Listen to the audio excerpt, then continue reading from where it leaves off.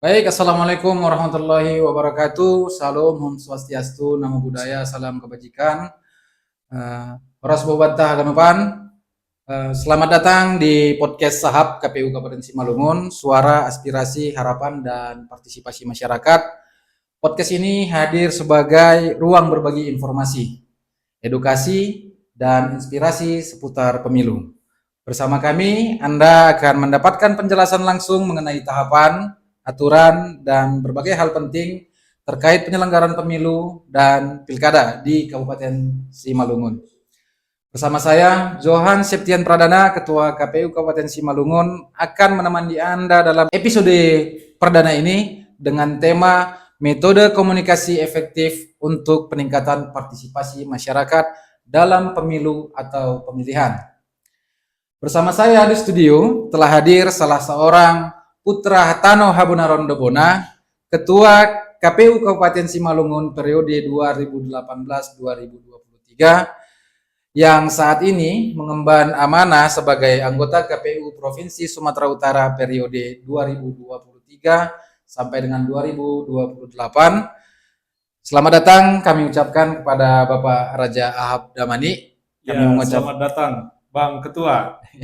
Kami mengucapkan terima kasih di tengah kesibukan sebagai anggota KPU Provinsi masih bisa menyempatkan waktunya untuk hadir di studio podcast Sahab di Kabupaten Simalungun.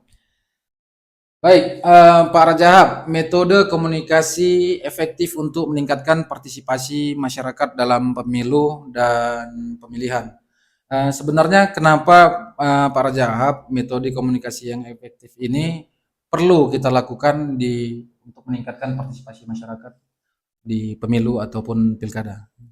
Baik, terima kasih. Yang pertama sekali kami mengucapkan selamat ya kepada teman-teman KPU Kabupaten Simalungun yang sudah melakukan peluncuran terhadap podcast yang bertajuk Sahab. Nah, ini sangat menarik ya, karena podcast ini sangat banyak manfaat yang bisa kita ambil dari wadah ini ya. Selain untuk wadah sosialisasi, ya ini juga bisa kita jadikan wadah untuk bisa berdiskusi ya, mendapatkan saran dan masukan khususnya evaluasi dari hasil kerja-kerja kita yang sebelumnya, baik itu pemilu maupun pilkada yang lalu. Nah, kita memahami bahwa ruang dari kegiatan sosialisasi yang dimiliki oleh KPU itu kan terbatas dari segi anggaran. Tentu siasat yang kita lakukan yaitu membentuk sebuah wadah dalam bentuk podcast. Nah, podcast ini kan tentu berbiaya murah ya. Kita bisa berbagi informasi, mendapatkan informasi, dan juga bisa melakukan berbagai kegiatan termasuk juga menggali informasi dan masukan dari masyarakat demi perbaikan penyelenggaraan pemilu maupun pilkada ke depan. Nah, kita sama-sama mengetahui bahwa dalam waktu dekat, ya tidak lebih dari 2 tahun saya kira kita sudah masuk dalam tahapan pelaksanaan pemilu untuk 2029. Karena siogianya penyelenggaraan pemilu itu kan sudah harus dilakukan setidaknya 18 bulan sebelum hari pencoblosan. Nah, seperti itu dia. Maka dengan adanya wadah ini tentu kita bisa senantiasa memberikan informasi dan menerima masukan dari berbagai elemen masyarakat berkaitan dengan perbaikan penyelenggaraan pemilu ke depan. Bisa dibilang itu tujuan utama KPU dalam strategi komunikasi menjelang pemilu atau pilkada. Ya. Menurut Pak Rajahab, bentuk komunikasi apa saja yang efektif untuk jangkauan kita di KPU Kabupaten Simalungun ini? Ya, tentu kan kita tidak memandang dari sudut pandang yang terbatas ya. Pelaksanaan sosialisasi itu kan harus dipandang secara luas. Tentu bukan hanya dari satu sudut pandang kita mendapatkan informasi berkaitan dengan perbaikan pemilu. Nah, kalau di KPU sendiri dalam rangka sosialisasi beberapa kesempatan penyelenggaraan baik itu pemilu maupun pilkada, kita banyak melakukan sosialisasi di berbagai segmen. Ya, baik itu dari pemilih pemula, kemudian kaum marginal, kemudian juga tokoh masyarakat, tokoh agama. Nah, itu kan kita lakukan pendekatan-pendekatan terhadap mereka untuk mendapatkan atau berbagi informasi berkaitan dengan tahapan yang akan kita lakukan. Nah, dalam konteks yang saat ini kan tidak masuk dalam tahap penyelenggaraan pemilu maupun pilkada. Tentu momentum ini kita gunakan sebagai kesempatan untuk berbagi informasi ataupun menerima masukan-masukan dari masyarakat berkaitan dengan saran ya, termasuk juga kritikan yang sifatnya membangun untuk perbaikan ke depan. Nah, apalagi kondisi sekarang ini kan KPU RI bersama dengan pemerintah itu sedang melakukan kajian evaluasi, termasuk juga melakukan persiapan berkaitan dengan revisi Undang-Undang Penyelenggaraan Pemilu. Nah, tentu banyak yang akan dilakukan perbaikan, termasuk juga mengakomodir berbagai putusan yang sudah dikeluarkan dari putusan peradilan ya, baik itu Mahkamah Konstitusi, Mahkamah Agung, dan lain sebagainya. Nah, itu kan yang harus dilakukan kajian lebih mendalam sehingga nanti secara komprehensif itu bisa tertampung atau terbackup di dalam sebuah aturan yang lebih baik dari yang sebelumnya. Sehingga penyelenggaraan ke depan itu bisa lebih baik. Nah, ini juga menjadi bagian ya, sarana yang patut kita bisa banggakan saat ini. Kita di kabupaten kota sudah memiliki podcast ya, sebagai sarana sosialisasi kita yang sifatnya mandiri saya kira. Ya, tidak tergantung kepada pihak lain. Kita bisa melakukan kapan saja ya, kita mau, kita bisa berbagi informasi ataupun ingin mendapatkan informasi seperti itu. Ya, ini menarik pimpinan. Berarti tugas kita di KPU dengan adanya metode podcast ini begitu banyak yang informasi yang akan kita sampaikan ke depannya. Dan menarik juga tadi ketika pimpinan menyampaikan segmen pemilih. Nah, kita tahu bahwa hari ini Indonesia ini bonus demografinya ada pemilih pemula. Namun ada juga pemilih-pemilih lansia, penyandang disabilitas. Dan menurut pimpinan, metode apakah yang paling cocok untuk segmen-segmen pemilih pemula, lansia, dan penyandang disabilitas? Iya, metode yang dilakukan itu ya seperti ini. Kita undang mereka untuk bisa hadir, kita mendengarkan masukan-masukan yang ada dari mereka. Ya, kita kan tidak secara sempurna bisa memahami, ya, sepenuhnya bisa memahami berkaitan dengan saran dan masukan apa yang pemilih inginkan. Karena tugas kita itu kan ada dua ya di dalam penyelenggaraan pemilu. Dalam hal pelayanan, kita ini kan lembaga pelayanan. Yang pertama itu kita melayani peserta pemilu, kemudian yang kedua kita melayani pemilih. Nah, peserta pemilu itu siapa? Peserta pemilu itu bisa dari partai politik, bisa juga dari calon independen ataupun pasangan calon ya, kalau itu dari pemilihan kepala daerah maupun pilpres. Nah, dari partai politik kan tentu kita mendapatkan berbagai macam informasi karena mereka langsung merasakan ya bagaimana proses demokrasi itu berjalan di lapangan. Nah, kemudian yang kedua melayani pemilih. Pemilih itu kan banyak seperti yang saya sampaikan tadi. Pemilih pemula, pemilih muda, kaum marginal, kemudian juga difabel ya, disabilitas yang membutuhkan perlakuan-perlakuan khusus. Nah, yang seperti itu kan kita secara saya kira wajib ya sebenarnya bagaimana kita bisa memberikan pelayanan yang maksimal yang tidak ya mengganggu ya kebutuhan orang lain ya. Contoh misalnya yang pemilih yang statusnya berkebutuhan khusus misalnya. Bagaimana kita bisa melayani mereka sehingga mereka bisa menggunakan hak pilih mereka secara nyaman sesuai dengan azas pemilu, langsung, umum, bebas rahasia, jujur dan adil itu bisa mereka dapatkan gitu. Jadi dari mana informasi itu bisa kita terima? Ya dari mereka langsung gitu. Apa kira-kira masukan yang bisa mereka berikan kepada kita sehingga kemudian ke depan itu bisa kita terapkan, gitu. Kita lakukan gitu. Khususnya dalam hal penyelenggaraan pemilu pemilu maupun pilkada gitu.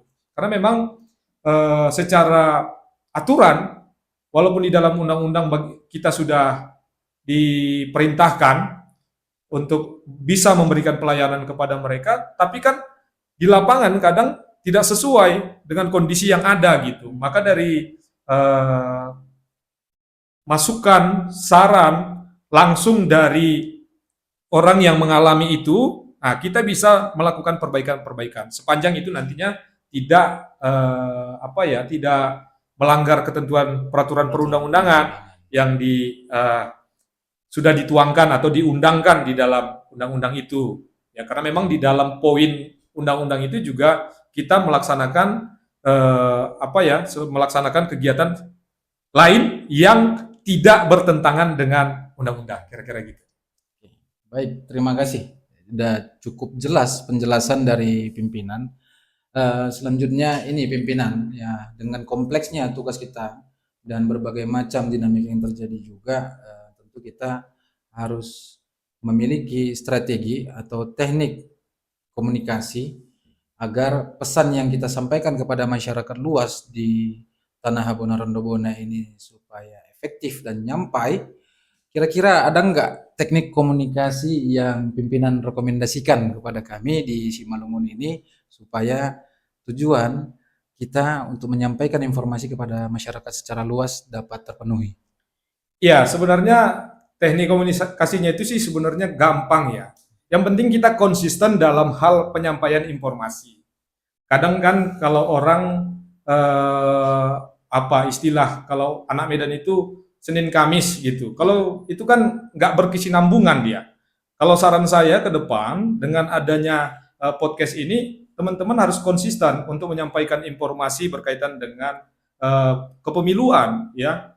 Nah, kita kan di zaman era digital sekarang ini sangat gampang saya kira untuk memberikan informasi ya. Penyebaran informasi itu sangat mudah, beda dengan zaman-zaman tahun 2000 ke bawah ya, itu sulit sekali. Nah, sekarang ini sudah sangat gampang.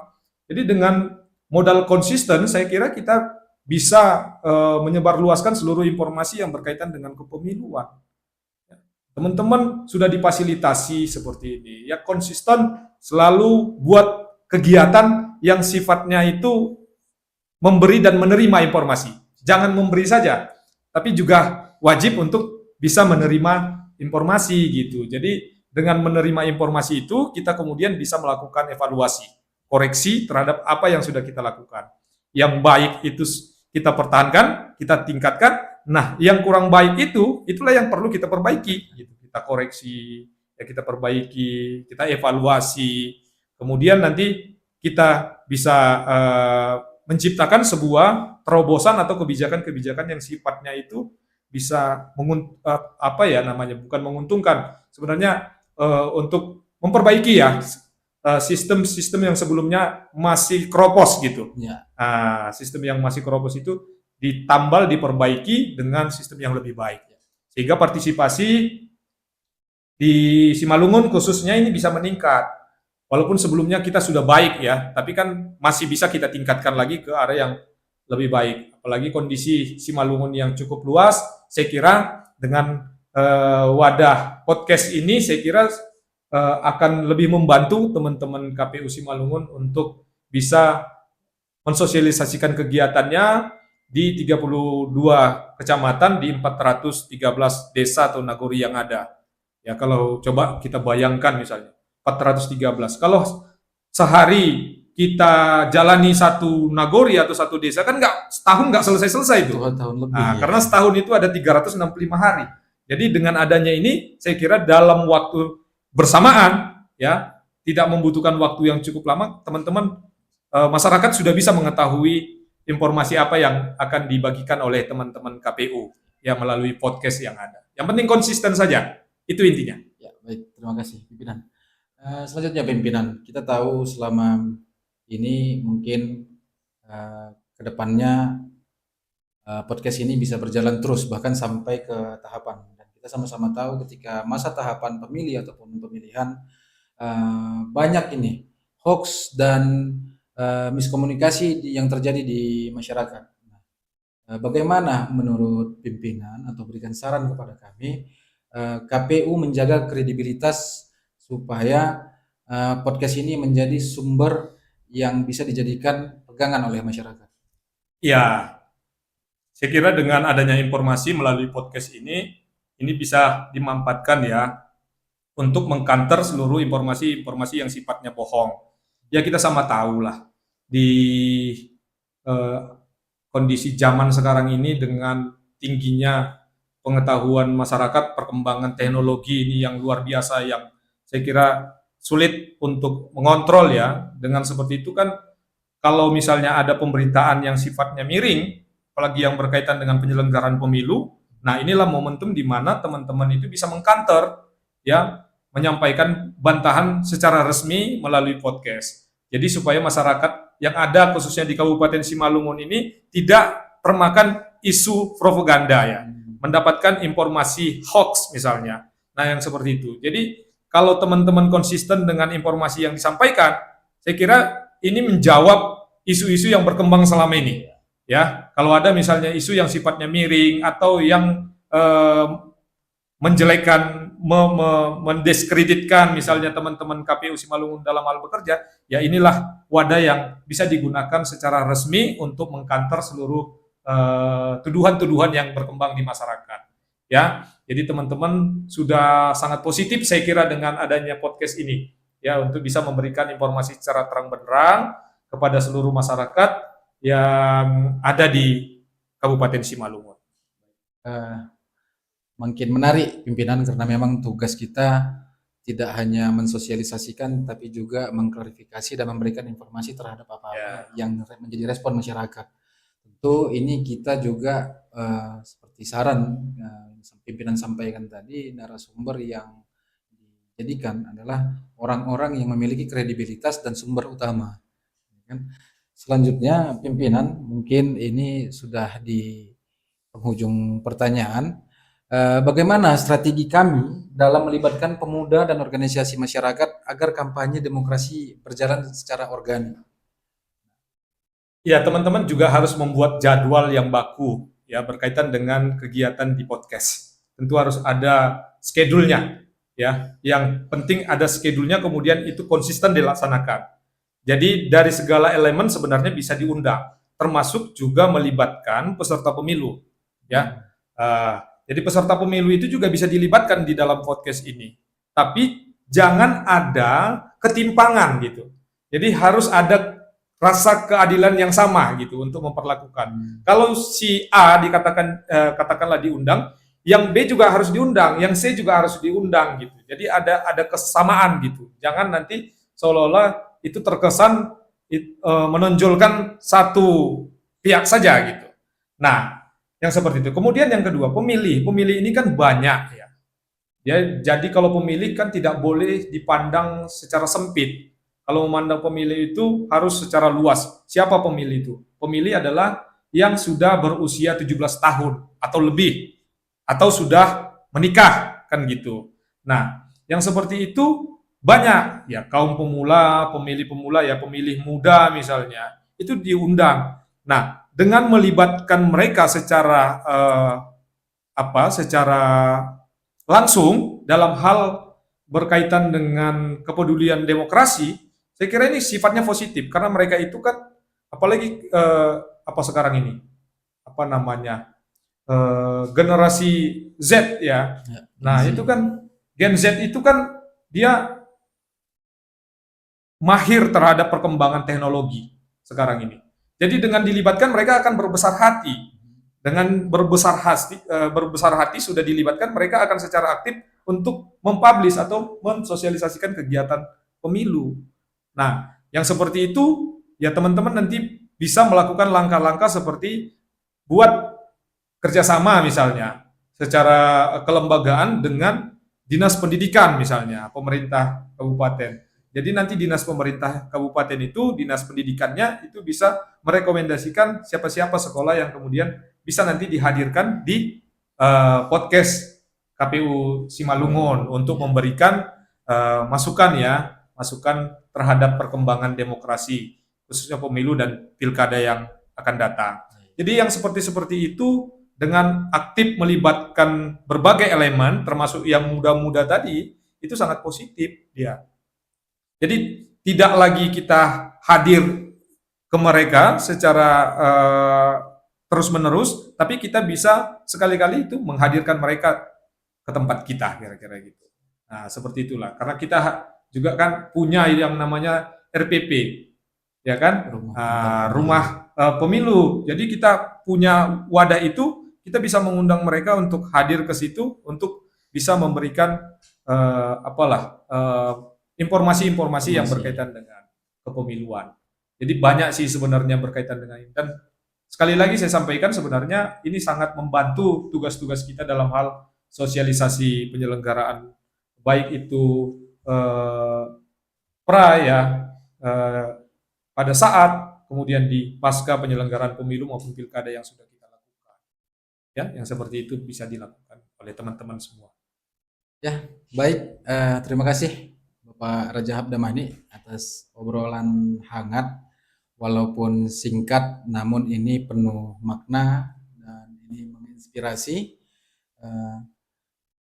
Tapi dapat kami simpulkan bahwa tugas KPU Kabupaten Simalungun secara khususnya adalah memastikan penyelenggaraan pemilu itu berjalan dengan jujur, adil, partisipatif, termasuk juga melalui komunikasi publik yang efektif. Sekali lagi kami ucapkan terima kasih kepada Bapak Raja Habdamani yang telah sudi datang ke kantor KPU Kabupaten Simalungun yang sebenarnya dulu adalah memang kantor Pak Raja Hab sendiri, dan kami coba untuk menggali informasi supaya ke depan kami juga bisa lebih baik dalam menyampaikan informasi kepada masyarakat. Baik, Sobat Pemilih, terima kasih sudah mendengarkan podcast Sahab KPU Kabupaten Simalungun. Semoga informasi yang kami bagikan hari ini bermanfaat dan menambah wawasan kita semua tentang kepemiluan. Jangan lupa ikuti terus episode berikutnya untuk mendapatkan informasi terbaru seputar tahapan pemilu ataupun pilkada. Untuk informasi resmi, kunjungi website dan media sosial KPU Kabupaten Simalungun. Ada JDIH, ada PPID, dan banyak lagi akun-akun sosial media ataupun website di KPU yang bisa kita kunjungi. Bersama KPU Kabupaten Simalungun, suara, aspirasi, harapan, dan partisipasi masyarakat, kita wujudkan pemilu jujur, adil, dan bermartabat. Terima kasih. Dia Titupa, salam KPU melayani, horas, horas, horas. Terima kasih, Pak Raja.